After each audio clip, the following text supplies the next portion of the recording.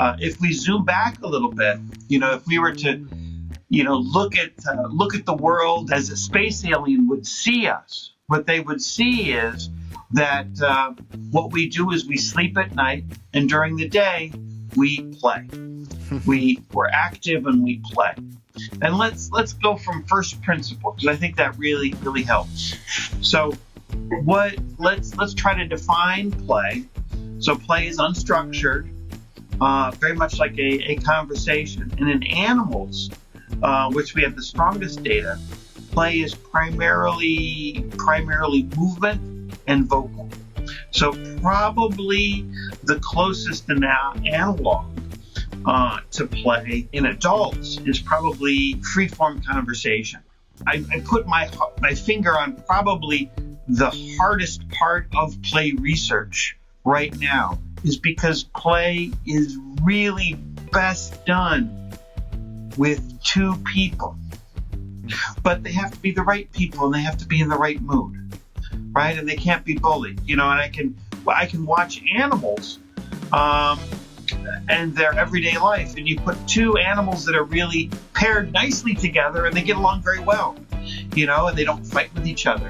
The best way to induce positive affect is to play, but one of the best ways to induce negative affect is if one person wants to be sleeping and then the other person wants to play. Yeah. Right?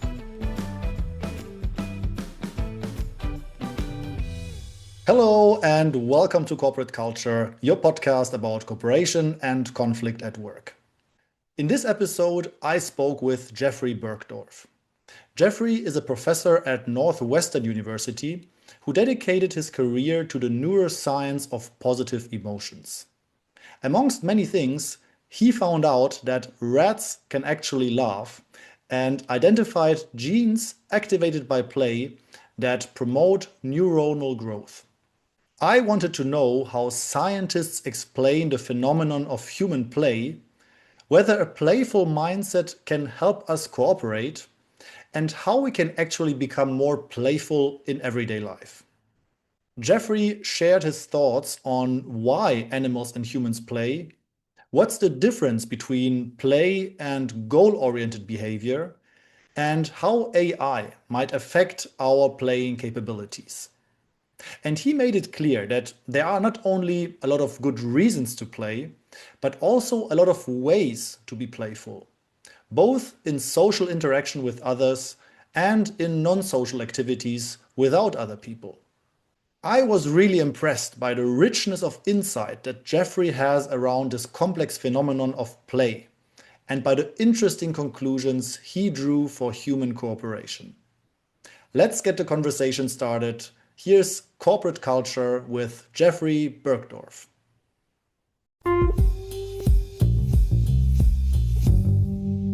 The key thing that all of our research has shown over the years is that we are at our best when we're playing. We're at our most creative. We're at our most focused.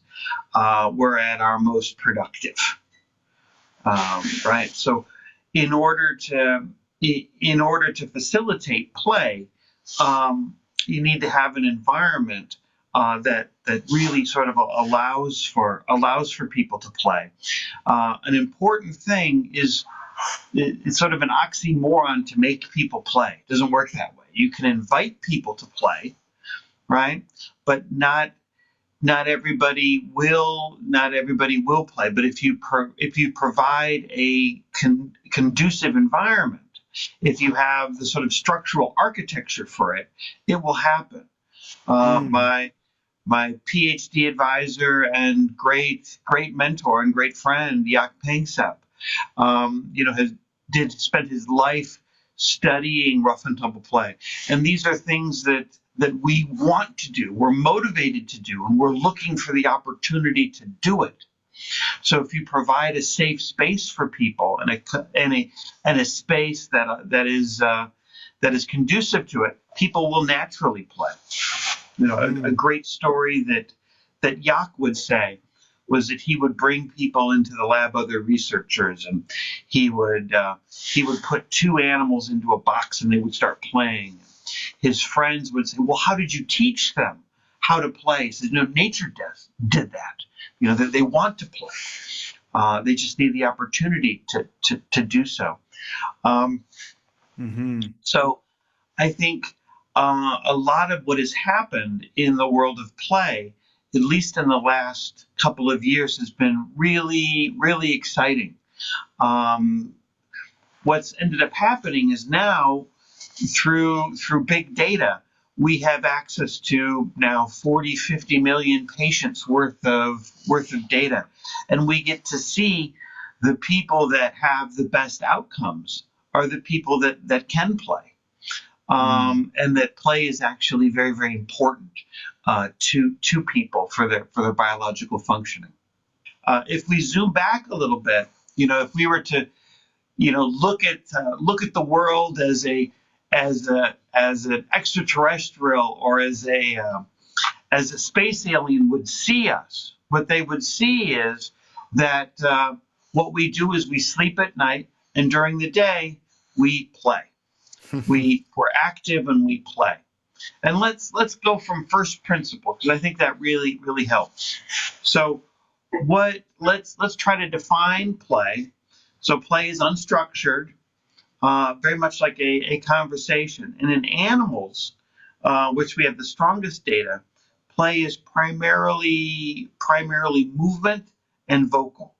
So probably the closest analog to play in adults is probably free-form conversation, or something kinetic that involves dance or movement. Although that's a little bit more difficult to do. So, what do we say when we say that our brain is working correctly or working optimally? So what we mean by that is there's a certain rhythm of your brain that is expressed during peak efficiency, and that's at about 10 hertz, 10 times a second. And when you're engaged in playful dialogue, what you'll notice is that your speech patterns and your movement patterns will have that same prosody. How do you realize it's playful dialogue and not, let's call it serious dialogue?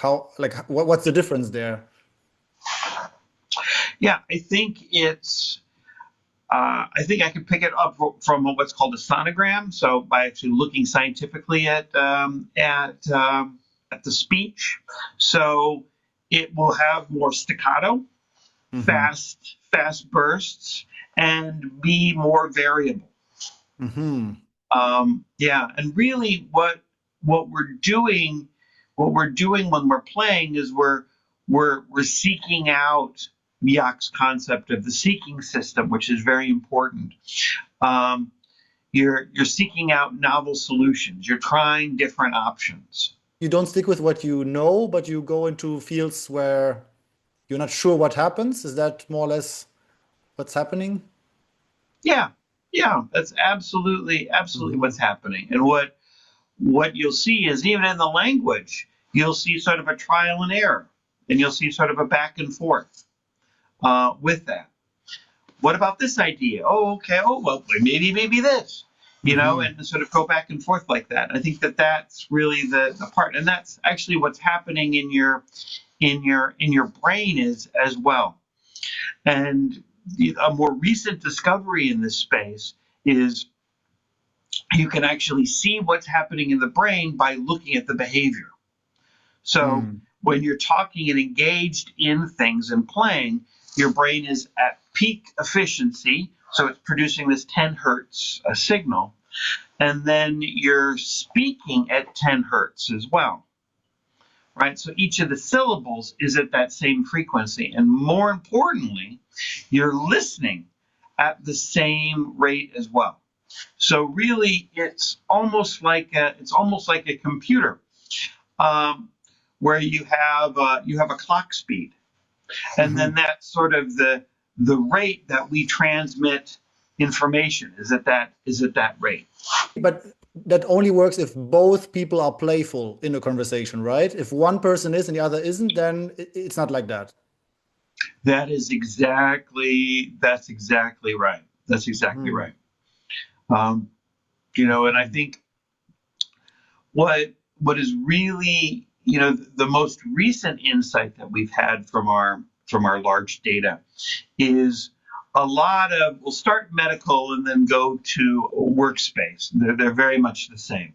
So in a medical setting, a lot of the problems with chronic disease involve two things, involve insight and judgment, right? So first you have to understand that you have a problem, and then you have to seek a good solution for that. And play is almost tailor-made for this. I Hmm. have a problem, I'm going to have an interaction with somebody, and from that we'll figure out the solution to the problem. And that works just as well in the corporate setting as it does in the medical setting. Hmm. I imagine. So if I had a really serious disease, for example, so it would be a medical situation. I imagine that being playful is not my intuitive reaction to the news that I have cancer or something like that, or another problem. Um, how do you look at this challenge of being playful in a setting that doesn't trigger a playful reaction automatically? Yeah. There's this great book that I'm reading now, about how to get insight for individuals. Let me find the title of it, and it Mhm. really addresses this issue. It's called "I'm Not Sick, I Don't Need Help." Is the name of the book, right? So what ends up happening with insight and play is really people end up getting in a lot of bad decisions and a lot of issues both in health and the workplaces. People tend to get stuck in a cognitive rut and can't see outside of that. The great example is something called learned helplessness by Marty Seligman many years ago.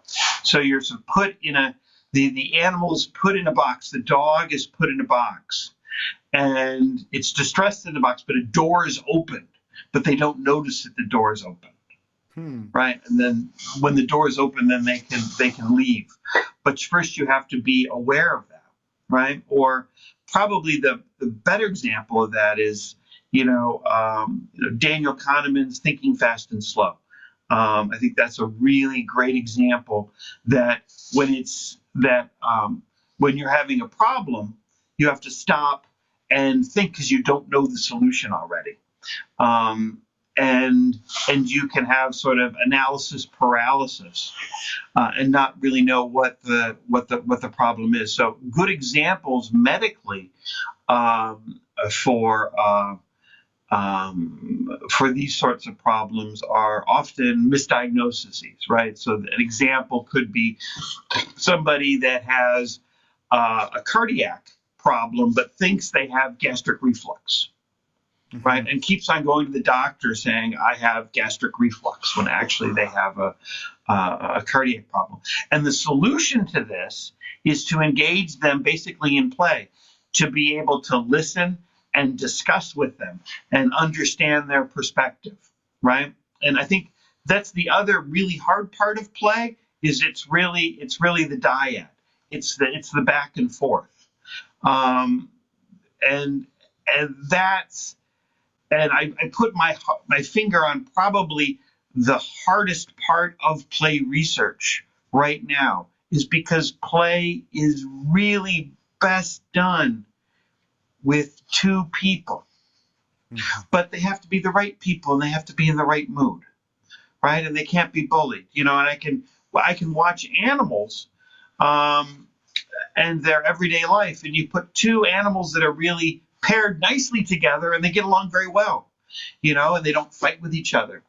You know, anybody who, everyone can relate to this, right? Probably the best way to induce positive affect is to play. But one of the best ways to induce negative affect is if one person wants to be sleeping and then the other person wants to play.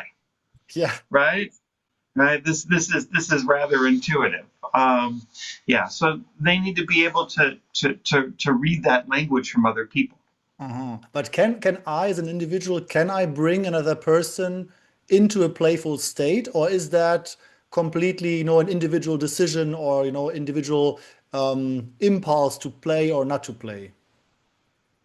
Yeah, I think for the vast majority of people, they have the desire to play, but you can just allow them the opportunity to play. You can't force people. You really cannot force people to play. You can have an environment. You can have a cultural architecture that allows for play, but you can't really enforce it. And that's the hard part. And if I was to talk to psychotherapists, what they would say was most people can sort of engage in a play state by just talking. Whereas for people that are more reluctant, sometimes you have to give them, you have to use other opportunities. You have to, have what's called play therapy, which is you have different objects or play materials that the people can start to play with, and then begin to sort of open up and discuss. Mm-hmm. Do you have an explanation why there is such a thing as play, like the phenomenon of play? Why does it actually exist? Is it like an evolutionary need, or why is there such a thing? Why do we do it? Why can we do it? Yeah, so it's always a hard historical question. And I've changed my answer over the years on this. Play is essentially what active social interaction is, and it's pro-social. Let's start with pro-social. Probably one of the largest databases there are is some animals are social, some animals are not social. It's the social animals that play more. That's a ground truth. And it's more, let's take and see how that is different from other active daytime activities, right? So let's take a dog wanting to chase after a squirrel or chase after a bunny, right? Mm-hmm. That sort of seeking behavior is different. It's very goal-oriented, it's very focused, and it doesn't deviate. So right? That's not play. That wouldn't be play. That is not play. Mm-hmm. That is not play. Play is never, play typically in adolescence is rehearsal for adult behavior. Younger animals tend to do that more, but play is really where we learn our social skills, at least adolescent play, and then where we get to see other people's perspectives. Mm-hmm. So I think in a workspace, a play deprived person will not have the same social interactions. Here's another interesting piece of data. So I forget the name of the researcher, but if you just do the ethology of conversations and measure people's conversations in the real world, what they tend to be doing is a little flippantly, they tend to be gossiping and talking about each other. but I think more just try to understand other people. This is what happened. This is what people said. How do I deal with this? How do I understand other people's perspectives? And I think that that's really, really an important, an important thing. And I can see how that could be really value added in corporate culture, right? To be able to work as a team, to be able to understand other people's opinion.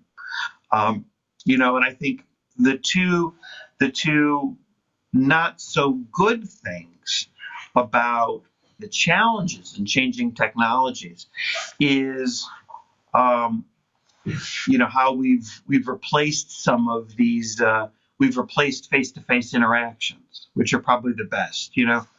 We all know intuitively that if we have a difficult thing to discuss, a complex and difficult thing to discuss,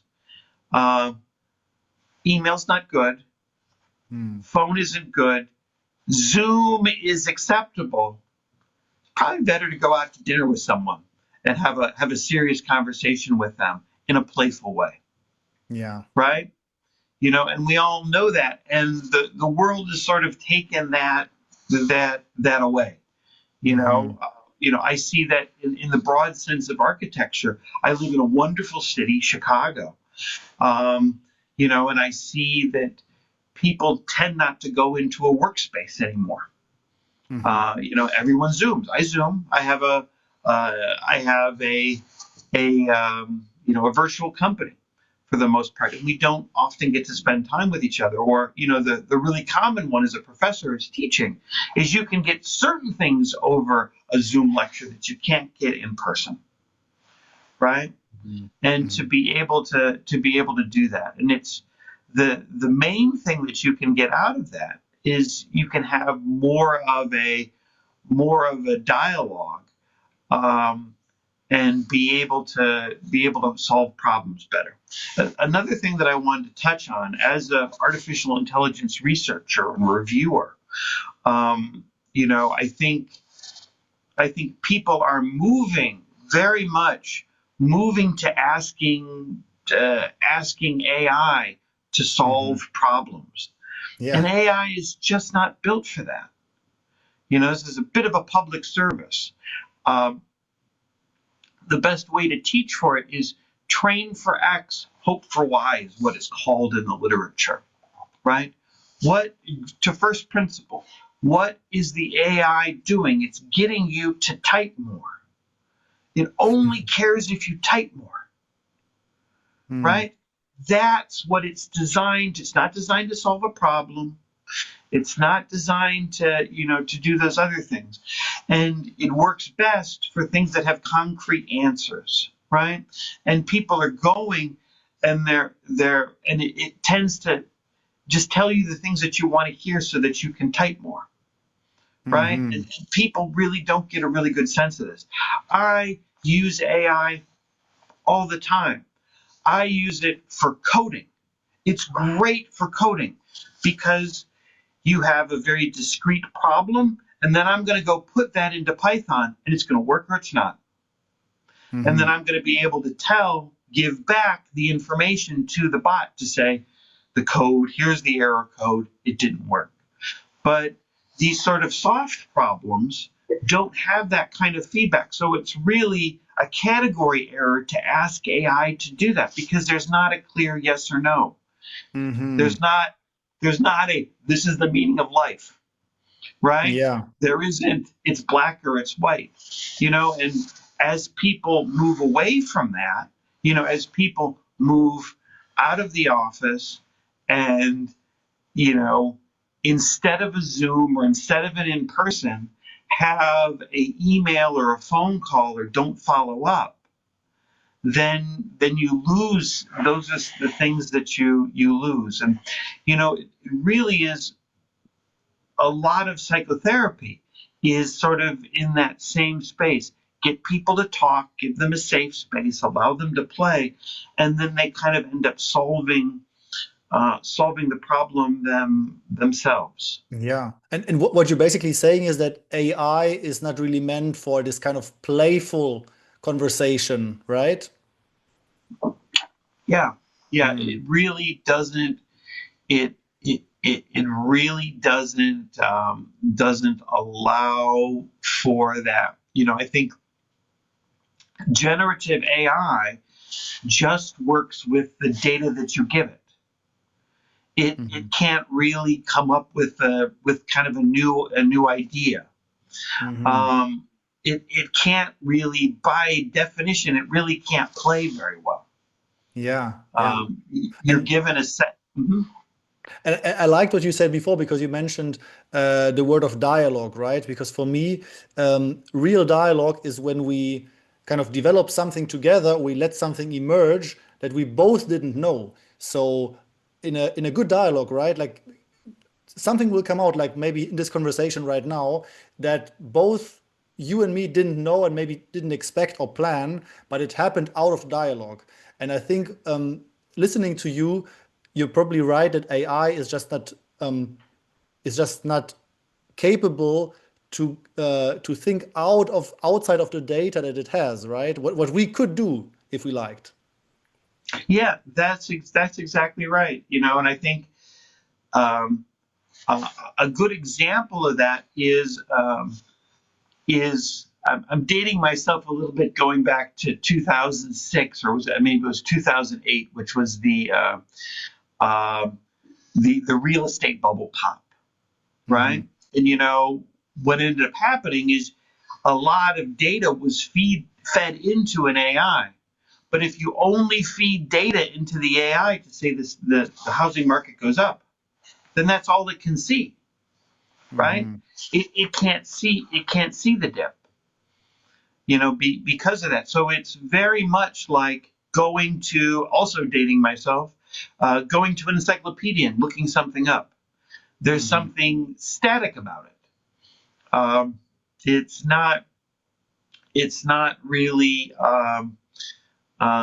It's not particularly. We use the word generative, but it's not particularly generative. These models are sort of based on algorithms that are essentially a lot like a Google search or going to an encyclopedia. And Hmm. you get pretty much the same kind of input, whereas a much more, the same version, the playful version, is to go to a used bookstore and to look around and to Hmm. bump into a book that you've never seen before.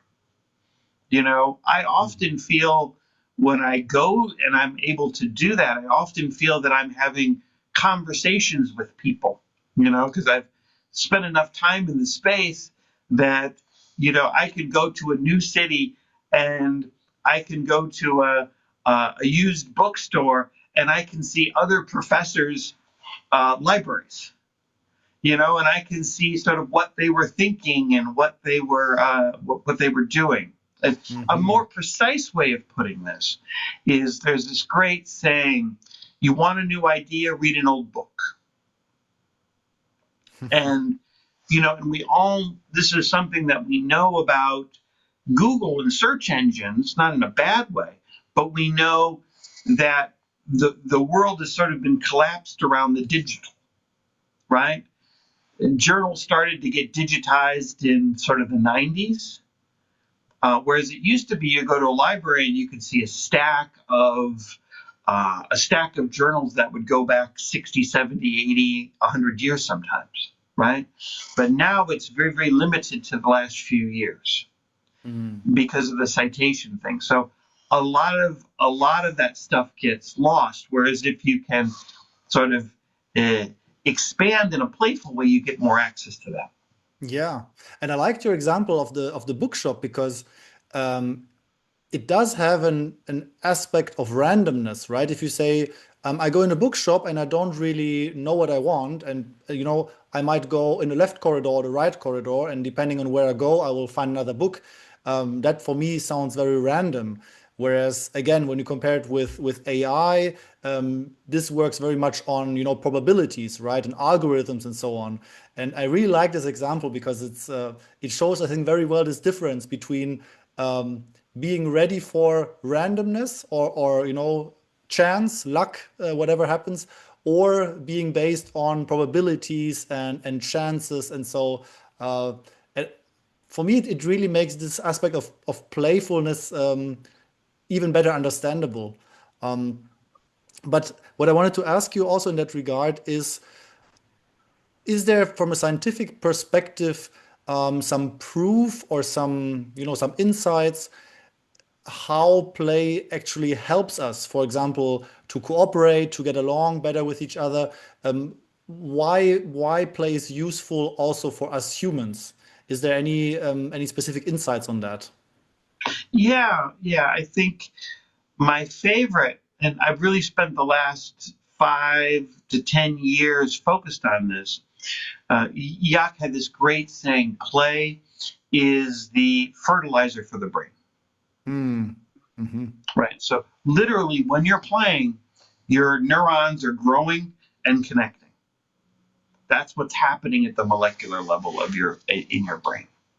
You're making connections, you're strengthening certain connections, you're weakening certain connections. And really what's happening in the brain is really what's happening with you can see in the behavior. You're trying out one thing, you're trying out another thing. You're going through the books. You're not going into the bookstore looking for what the people in the what the people in the library community call the Holy Grail. I'm coming looking for this one thing. And I often do that too. Whereas when you're exploring, you're like, oh, let's try this, maybe not that, or let's talk to somebody about it, right? So that is actually what's happening when you're forming connections. That actually is what plasticity is. That's the definition of plasticity, right? You're trying different things. Once you're locked into something, there's very little information in that. Right. Mm-hmm. So that the other idea that we can think about from a computer, we all know computers are ones and zeros. But if they're all ones or all zeros, they contain no information. Right. It's sort of the randomness and the flexibility for those ones and zeros to change where the information is really carried. So scientifically, plasticity, growing synapses, neuroplasticity, and the ability to lock in with another person and be able to see their perspective and to be able to play with them, to have sort of a call and response and to have that coordinated is what empathy and social skills really are. Mm-hmm. Be able to read the room. Mm-hmm. Mm-hmm. You also told me last time we spoke about this aspect of solutions, of finding solutions to complex problems. And that in that regard, I don't remember exactly how you explained it, but you also told me a little bit about the positive effect of play when it comes to solutions. Do you remember maybe what it was? Yeah. So it's the same. You were sort of hinting around my favorite expression: chance favors the prepared mind. And this is really exactly the point. And it's something that we have to do as scientists and in innovation all the time. You have a problem and you have to come up with a solution for it. But the solution, if the brute force model would have worked, right, you wouldn't have a problem. Yeah. Right? I'm decent as an IT person. I'm decent. I'm competent in that space, and I like to say to myself, if I have to call IT for help, then the easy algorithm didn't work. Right? We all know to reboot our computer. But if that doesn't work, right, what do you do? and to be able to um, play really is synonymous with being able to think outside of the box and to have different and to entertain different perspectives. Yeah, and, before you mentioned also this state of being locked in. I remember also your example with the dog, chasing something. And I think as humans, often we're also kind of locked in, especially when we want to find a solution to a problem, right? I've had this feeling that exactly when I'm very much, obsessed with finding a solution to a problem, that's when I often get locked in because I'm so obsessed about the solution. Um, and I'm wondering how to get locked out again. So how to get locked out of this state? Is there a way to do that, or is it just, a cold shower? What can I do? Yeah, yeah. I mean, you led me. I was going to the same place. It's that way. Oftentimes in the morning, when you take a shower, is where the idea comes. Right? You have to take a break from the idea. Or my favorite example in my own life is trying to search for my passport and deciding, if I, looking for my passport in the freezer. Yeah, I'm not proud of that, but I've looked in the freezer for my passport a couple of times. Yeah, but it's always being able to disconnect from that, um, and yeah, and to be able to then change your focus, and Mm, and that's a really big part of play, and you see that at the level of the two animals that are playing with each other, the two rats that are playing with each other. There has to be reciprocity. It's not hunting. It's not aggression. It has a fluidity of that. But how do you, to your question, which is a really great question, how do you allow for that? And I'll put it as, let's start with the oxymoron. How do you force yourself to be flexible? It's an yeah. oxymoron, right? So you can really just allow yourself the opportunity to do that. And I think a lot of in the psychopathology space, a lot of the problems, very much like a computer, is we get stuck in a go loop. You get stuck in a loop of negative cognition or negative behavior, and you can't break out of it. And Mm, that's where you know let's take that example. I'm not a drinker. It's nothing wrong with drinking, but probably Alcoholics Anonymous is the best example of this phenomenon clinically, right? Step one: understand you're in a loop, right? As Grandpa Bergdorf would say, if you're in a ditch, stop digging. Step one: mm, stop digging, right? Understand that you're in a negative loop. So Alcoholics Anonymous start with, I'm an alcoholic. And then it starts with a discussion. mhm. And through the discussion, you have the opportunity to play and then to come up with solutions, right? And that's where this nice 40 million database comes from. It's have insight that you have a problem and then seek the solution. So a lot of times people don't, a lot of times understanding the problem allows for the solution. And it's not, you need someone else to discuss it with to be able to get that, right? And that's just to touch just very quickly back to a couple of points. That something else isn't an AI chatbot, and it's really best if it's done one on one. Mm. And it's hard. You can play by yourself. You can, and it's valuable. But in terms of problem solving, it's not. It doesn't give the same bang for the buck. Yeah, Um, yeah.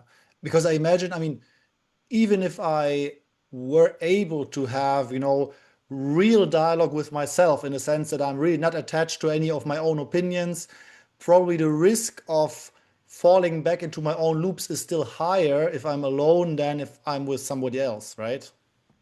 Yeah, that's exactly right. And I think if we reflect on our own behavior and we look to see, especially our digital world, our digital world gives us a very precise and narrow thing.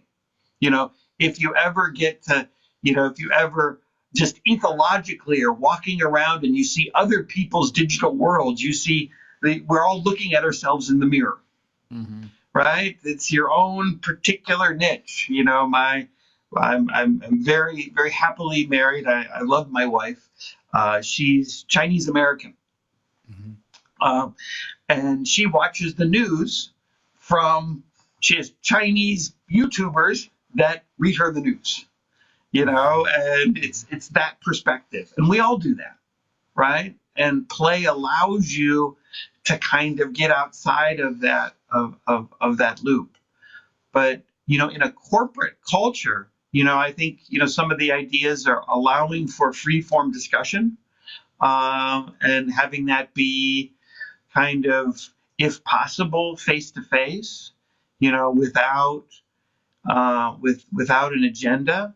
But those that requires, one of my senior colleagues and great friend Joe Moskal has this expression. You need to have the correct work environment for that, but this kind of architecture seems very fuzzy to people. On a day-to-day level, you want to go into a meeting, you want to have a meeting that has an agenda, right? And if the meeting doesn't have an agenda, people generally get kind of upset about it, right? Mm-hmm. So how do you have the environment that allows you to do that? And it's very much, the work version would be kind of closer to the water cooler, or the coffee room, where you could have that interaction with people, but there's two sides of it, right? You have to get the idea. It's Thomas Edison, 99% perspiration, 1% inspiration, right? See, sometimes you need the insight, but then you need to grind it out, but you have to be flexible to do both. So a lot of times in open working situations, they've tried to mandate this in laboratories where they had the idea of an open laboratory, but for example, when I'm doing my intensive work, if I'm writing or I'm pipetting, I need to have my door closed, Mm-hmm. right? I can't be distracted. But if that's all I ever do, then I won't have an idea, right? You're open, you become, play is to allow for chance. And so that's really the chance favors the prepared mind. Mm-hmm. The prepared mind is the playful mind. Mm-hmm. In that regard, probably that's also the reason why other people are so useful also for my own playfulness, right? Because probably it's in contact with other people that the chance is highest that I might, for example, change my opinion or have a new idea that I didn't have.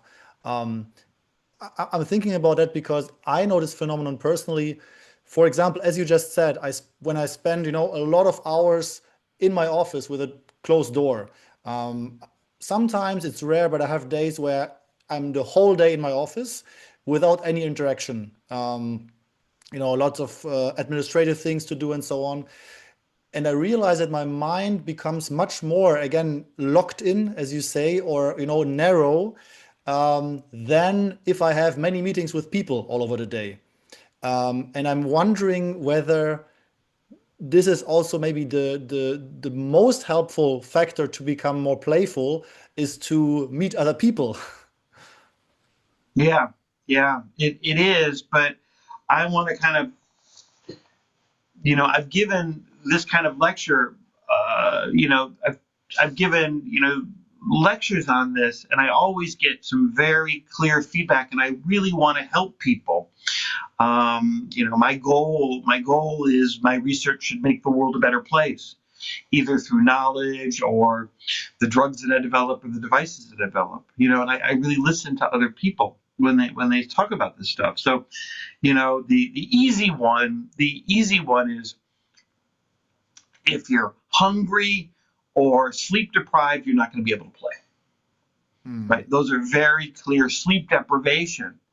And usually I can win the discussion with sleep deprivation with people, and there's something you can do. Most people, I'd say, it's really mood and productivity really requires sleep. And like, I don't have time. But you're right. So I can say, well, if you're having a difficult time, prioritize sleep. Right? If you're cutting sleep out, that's something to add back in. Right? So most people can kind of get that. But, I think, let's take the schoolyard, the playground as an example. 99% of the time in the playground, most of the time, the kids are playing. But sometimes being a bully is different than being playful. They're two diametrically opposed things. The bully isn't reading and trying to be, good social, but people are often afraid of being bullied, right? And you see this, back to my conundrum of laboratory rats. I go out of my way to make my laboratory rats to be happy because it benefits them and it benefits me. They're the most productive. They produce the best data when they're happy. When they're disrupted, they're not as useful. So it's very similar to humans, right? Mm-hmm. So in the same way, if you can have the two animals that when it's time to play, they play, and then when one person's tired, they leave each other alone and take a nap, right? All of us people that that live socially know the back and forth of it's bedtime, let's go to bed, right? Maybe one person wants to go to bed before the other person wants to go to bed, or we all sit on our phones, whereas, and we all intuitively know for sleep that it's sleep time, go to bed, turn your phone off, turn the lights off, let magic happen. Sleep will just happen. But we tend not to do that. But I want to be empathetic, and really one of my goals in my research in the next couple of years is to try to find non-social ways that I can help people play. Because the vast majority of the time, what people will say was, "Okay, I don't really give me a non-social solution to play," and I want to deliver that. And most people, you can do that with an animal. I think a lot of times the bookstore example was a good example. I think certain kind of literature is. I think we all intuitively know this, that there's television or films that are incredibly inspirational and get your mind going, and your mind gets in a playful type state, and you can have new thoughts. And then there's vegetable video, right? Which we all do. We all do. My favorite on the vegetable video spot is when scrolling, when you come up with someone that says, "Stop scrolling." And you're like, "You're right. I should stop scrolling. I like that." Yeah, you're in a go loop. Get out of your go loop. Yeah, but how to do that? I think you put a really good an insight that came out of this discussion, which was goal directed. And sort of chasing the next, what was called the hedonic treadmill. Chasing in a goal-directed way is not play. Mm-hmm. Flipping, and there's there's a balance, and I don't quite know how to get at that. Flipping through a channel and looking through a bookstore can be play, but there's a point where if you're just compulsively looking, that's not the right solution. And how to, in the same way, our computer does a bad job of understanding when it's in a go loop. The computer never says, "Oh, I've just froze for the last 10 minutes. Maybe I should do something." You usually need an outside person to be able to tell you that. Yeah, yeah, And so true. and how to do that. Yeah. Jeffrey, thank you so much for all those insights. It's really eye-opening how much play can do for us, both in our private life and our professional life. It's really interesting to see how much you're also doing research on all those different aspects of social, of non-social play, of animal play, human play. Um, Really, really impressive. Is there any last thought that you would like to share around play before we close? Yeah. So I kind of want to end on this. What can we do to play, right? The easy ones were, you know, play is kind of a Maslow hierarchy of needs thing. You need it, but you have to have the other things first, right? You have to be sleeping and eating and be in a comfortable environment, Mhm. right? So to have that and to do whatever play is comfortable for you. I think this is a good example of exercise, right? Um, we all know play's a lot like exercise in this space. We all know that exercise is important for us and we feel good when we exercise. But we all know, especially as you age, you can't do the same kind of exercise as you could do when you were younger. So really, anything is probably better than nothing. Going for a walk you don't have to run a marathon to play. So really, what I think is what is required for play, what it would definitely I would define in terms of play is that it's not goal seeking kind of compulsive behavior, but that it's fluid and flexible. Mm. And if you can do that, if you don't have the opportunity to do that socially, then find that in your non-social activities. And very similar, the expressions, your brain and your body should be active, your mind should be active, and hopefully maybe your body should be active too, and you should be having new ideas and new thoughts, and being able to sort of move between different ideas. Yeah, Mm. that's really what you need to optimize for, and you can sense that in yourself and be able to optimize for that. Mm. Thank you so much, Jeffrey, for those insights. It was a great conversation. Yes, I'm really motivated to become even more playful, and I'll work on that. I promise. yes, very good. All right, Thank you thank very you. much.